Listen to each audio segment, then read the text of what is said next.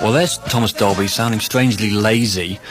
And as I said, he played with Bowie last week. Bowie called him something like the greatest thing that ever appeared with him on stage, or something peculiar, where my vote would be Woody Woodmansey. And we're going to go back now and play an early David Bowie record, when David Bowie was called David Jones, and probably would have been looking for someone like Thomas Dolby to produce him. Because in this book that we're going to be talking about in a little while, David Bowie in his early days seemed to have a lot of trouble to get anybody to notice him. This is Davy Jones and the King Bees, and all obsessive fans of rock music will know what I mean when I say this is Liza, or Liza, if you're Liza Minnelli, Liza Jane. David Bowie, 21 years ago. Who knew him 21 years ago? Well, somebody who was with us now actually did know him 21 years ago.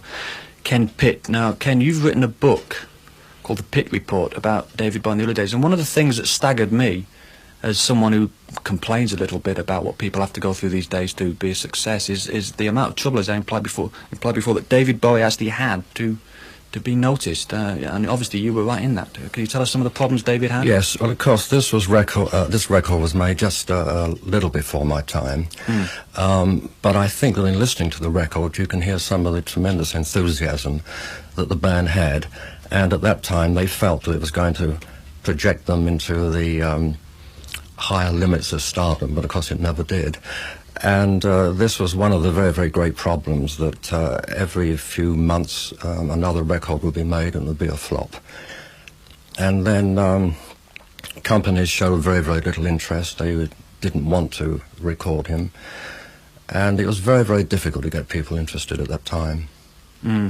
Well, that's one of the things I feel about the book, actually. It just seems to be a catalogue of David Bowie's failures to be noticed, and I wondered, apart from the fact that maybe it was something that you needed to get out of your particular person, I wondered who's particularly interested in reading about David Bowie's struggle, because those kind of struggles with the details of getting a contract and getting radio play seem to ruin some of the mystery that makes David Bowie so remarkable.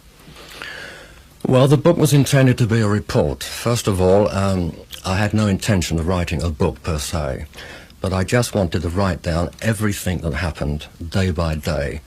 The book has been criticised because it has so much minute detail, but I think that the detail was very, very essential to Bowie fans and for people to get a proper understanding of what was happening in those days. And I think that the fans should know that David had a very, very, very hard struggle, because out of that struggle obviously grows some kind of determination, and David did have this great determination to eventually succeed, and he overcome all those difficulties. Why do you think it's important for fans of David Bowie now to know that David Bowie had a struggle? Don't you think that it's slightly boring, slightly ruins their enthusiasm? No, I don't think so at all. I think so many of them believe it was an overnight success, which it wasn't, and that when he did eventually achieve stardom, it was based on this very, very strong foundation that he built up over the preceding years. So do you feel that by this report, this reportage of David Bowie's struggle, it somehow intensifies what eventually became his genius by realising what he had to go through to... Absolutely, yes, I do. You feel this is a justification for the book in that case? Yes, surely. So in that case, we'll go a bit further to when Bowie, presumably you had joined him then, and he did a record called Uncle Arthur. Uncle Arthur. You obviously you knew David really well, and you talked about his determination. Did Bowie back then know or appreciate what he possibly could become? I mean, were you aware of that? Yes, I think we both did. I certainly did, because that was why I took him on. But he was determined to become a star. There was no doubt about that.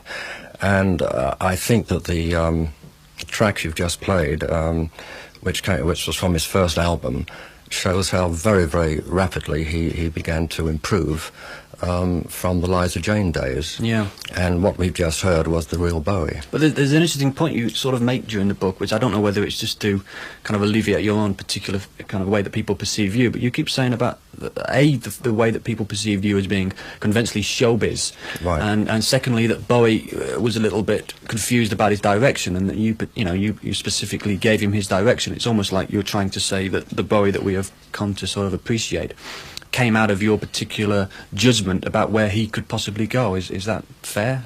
Was Bowie confused about what he could do? I don't think he was very, very confused about it. Obviously, an artist changes day by day, week by week. And what he felt he ought to do one day, the next day he probably changed his mind. I think it's the manager who has to stand back and take a view of this and try to figure out in his own mind where this artist can go and how fastly he can go, and to try and plot that for him. And this is what was happening. So what were you plotting for Bowie back then? David, when he first came to me, said that he wanted to go into theatre and into music, musicals. This is rather interesting because this is what I wanted. I wasn't looking for a singer who will become nothing else but a pop singer, struggling very hard to make a hit record, and then doing nothing, and then struggling again to make another hit record.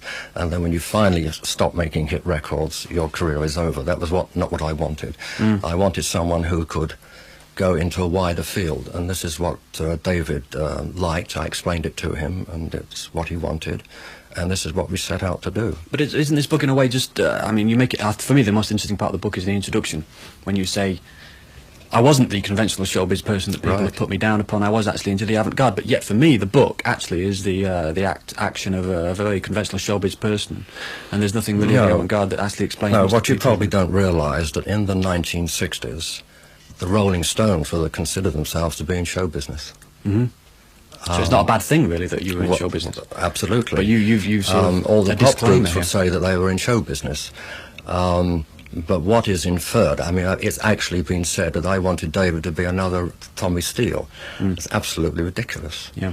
I did say to a journalist once that I should like to see David of the status of Tommy Steele.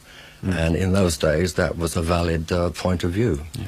It sounds ridiculous when you think back on it, but Tommy Steele had just been a pop singer making records, came out of the skiffle era, and, well, what is he doing now? They can't close the theatre. So, apart from this book now, are you making any money out of David Bowie? None at all, no.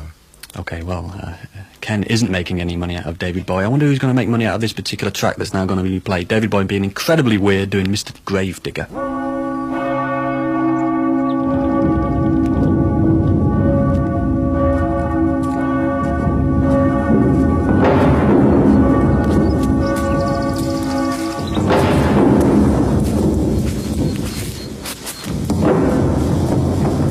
There's a little churchyard just along the way. Used to be Lambeth's finest array of tombstones, epitaphs, wreaths, flowers, all that jazz till